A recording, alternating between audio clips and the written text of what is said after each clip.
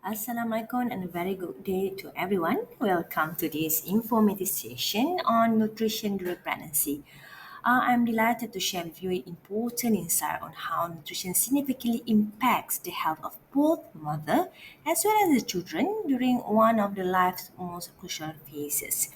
In today's video, we'll cover several important aspects of nutrition during pregnancy, including the physiological changes that occur during pregnancy, critical periods of fetal growth and development, the recommended of pregnancy of weight gain, recommended pregnancy weight gain, changes in energy and nutrient requirements, what are the factors that affect the dietary intake during pregnancy, as well as the common health issues and how nutrition can address them. Pregnancy is a remarkable journey marked by the intense growth, development, and also the profound physiological changes. And it's very important to have a proper nutrition during this period as it can greatly influence the lifelong health and well being of the child as well as the mother. By the end of the session, you will understand how adequate nutrition can positively shape pregnancy outcomes and set the stage for lifelong health for both mother and child. In Surah Al-Mu'minun verses 23, saying that, and settling did we create man from an extract of clay. Then we placed him as a sperm drop in a firm lodging. Then we made the sperm drop into a clinging load cloth, and we made them the cloth into a lump of flesh. And we made from the lump bones, and we covered the bones with flesh. Then we developed him in another creation. So blessed is Allah, the best of creators. Even in Quran also mentioned that on the human on how the human started in the womb. Let's dive into our first session, understanding the fascinating physiological changes that occur during pregnancy. And let's explore five major physiological changes that occur during pregnancy. Number one, the body water increases significantly from 7 to 10 liters, crucial for fetal growth as well as for plasma volume expansion. Number two, the changes are the hormonal fluctuations, including the increase of estrogen, progesterone, human chorionic gonadotropin or HCG, the human placental lactogen HPL support fetal development as well as the maternal metabolism. The three is the maternal metabolism changes, and under these maternal metabolism changes, there are changes in terms of the carbohydrate metabolism, which is the glucose, the metabolism of the proteins, the metabolism of fats, and also two important minerals, which are the calcium and sodium.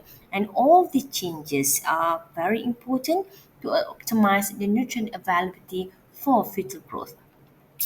And next, when we look at into the placenta during pregnancy, placenta is a form, the essential organ that managing the nutrient transfer, hormonal regulating, as well as the waste removal.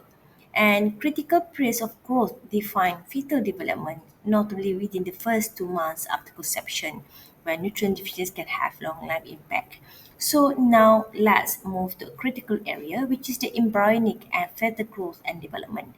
Understanding these stages will help us recognize why proper nutrition during pregnancy is absolutely essential. The first 2 months after conception represent one of the most intense critical periods. During this time, organ systems are developing rapidly and nutritional deficiencies or disruptions during these periods can lead to irreversible consequences for the fetus.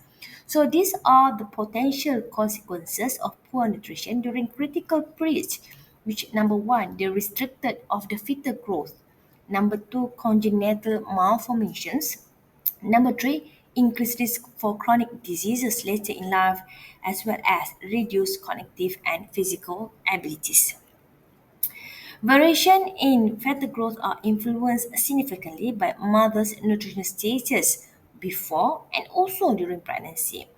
Therefore, factors such as maternal weight, the dietary intake, and also the oxygen availability are particularly important because this will influence the fetal weight. So there are one, two, three, four featherweight classification, which are the small for glycemic age, which are the weight below the 10 percentile, DSGA, disproportionately small for age, which is the low width but normal length and head size. So the baby have the low weight below the 10 percentiles, but they have the normal length as well as the head size due to short-term nutrition deficiency, typically at the late pregnancy. The third one is the proportionally small gestational for age, which is the PSGA. This PSGA means that the baby have overall small size resulting from the chronic long-term nutrient deficiency throughout the pregnancy, which means that they have a low weight, they have a low length, and also low in head size. And the last but not least is the LG, large for gestation age, where the baby weight above the 90th percentile, and this is associated with maternal obesity or gestational diabetes. Now we look at it is very important to note that poor nutrition status during pregnancy will primarily affect the fetus. And next we look at on the pregnancy weight gain. Recommended weight gain during pregnancy, it depends actually on the pre-pregnancy body weight. It means that the recommendation, the weight gain for the mother, it depends on the pre-pregnancy body weight. So if the woman entering pregnancy with underweight, they can gain between 12.7 kilogram to 18.2 kilogram. If they enter pre-pregnancy body weight with a normal weight, they can gain 11.4 to 15.9 kilogram. If they are overweight, 6.8 to 11.5 kilogram. And if they are obese, they should gain between 5 to 9.1 kilogram. And this maintaining appropriate weight gain helps ensure optimal newborn health outcomes. Next, we go to energy and nutrient needs during pregnancy. Nutritional requirements significantly increase during pregnancy, and these are the five key examples that include number one, the energy needs, which the energy needs during pregnancy increase gradually from additional 80 kilogram per day in the first trimester to additional 470 kilogram per day by the third trimester. The second nutrient that increase during pregnancy is the carbohydrates, where they still have to should constitute about 50 to 65% of total energy. And however, it must be emphasized to whole grains, vegetables, and fruits while limited the refined sugar. And this additional of carbohydrates is actually the main energy supply and promotes weight gain of the fetus. The third one, the nutrient needs during pregnancy increase, which is the protein intake. So, which is the protein intake rise up to an additional of 25 grams per day by the third trimester, which is this protein intake is very crucial for tissue growth and also fetal development. The fourth one is the fat consumption. So fat consumption, especially when we look at on the intake of omega-3 fatty acid. So omega-3 fatty acid is very important during pregnancy because it supports the fetal brain and also eye development.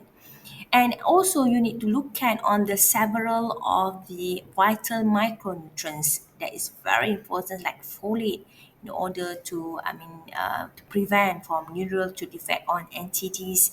We look at on the calcium, on the iron and vitamins A and D. All these micronutrients is very essential for the healthy fetal and also for the maternal outcomes, and you will look at on these particular micronutrients on the notes. The next, we look at on the factors that affect the dietary intake during pregnancy. Dietary intake during pregnancy is not just about the food availability, but there are three influential factors that include number one, during pregnancy, there will be change in the taste as well in the smells that will cause often nausea and also craving for the pregnant mom. Number two, the factors that influence the dietary practices during pregnancy is the cultural dietary practices as well as the beliefs for the certain religion. And the three is the condition, what we call conditions, which is known as a PICA, where the pregnant mom craving for non-food substances that often link to nutrient deficiencies. Pregnant women are especially vulnerable to foodborne illnesses due to hormonal changes that weaken the immunity and because the placenta does not protect the fetus from the pathogens such as Listeria and Toxoplasma. So, when when the woman get pregnant, they will increase the progesterone as we know that. So this increment in progesterone will decrease the pregnant woman's ability to resist the infectious disease. That's a number one. Okay. Number two is because our the placenta it does not protect the fetus from these illnesses. So there are two common foodborne illnesses that always affect the pregnant mom, which is the Listeria monocytogenes, which when found in raw and smoked fish. That's why pregnant mom try to avoid from eating the raw and smoked fish. The second one is Toxoplasma gondii, which is found in raw and undercooked meats, the surface of fruits and vegetables, and as well as in the cat litter. Now let's discuss three common pregnancy-related health issues and effective dietary intervention. Number one is nausea and vomiting. So for pregnant mom that has a nausea and vomiting, we can manage them by having a frequent small meals, avoid trigger foods and supplements like vitamin C, vitamin B6 or ginger. The second common health problems that always happen for the pregnant mom is the heartburn. And this can be relieved by having a small frequent meals, avoiding lying down immediately after eating, and also increasing the dietary fiber intake.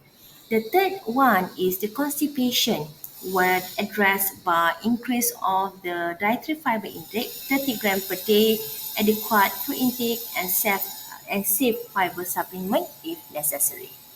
Last one, we would learned about the conditions, health condition and pregnancy. Conditions like obesity, hypertension, and gestational diabetes can significantly impact the pregnancy outcomes. Number one is the obesity. Obesity increases risk for diabetes, hypertension, and preterm birth. Nutritional management involves balanced diets and control weight gain.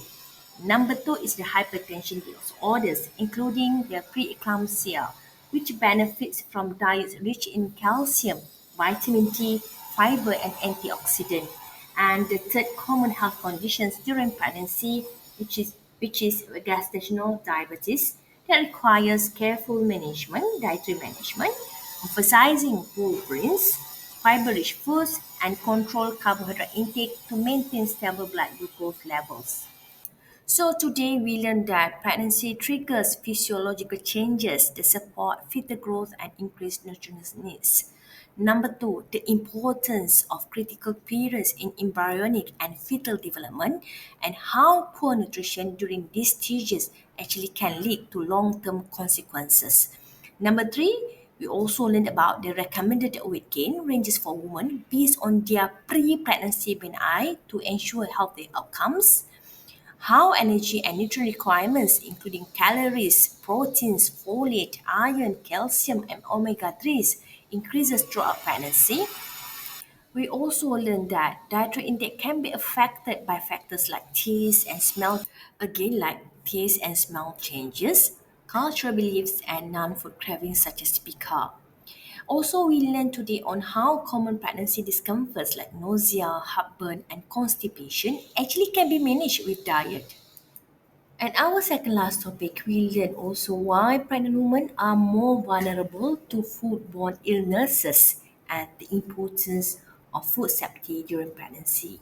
Last but not least, we also learned that nutritional strategies to manage common pregnancy complications like obesity, hypertensive disorders, and gestational diabetes to protect both mother and baby. Overall, good nutrition during pregnancy isn't just about eating for two, but it's about eating smart, staying healthy, and preparing for both mother and child for a strong start in life.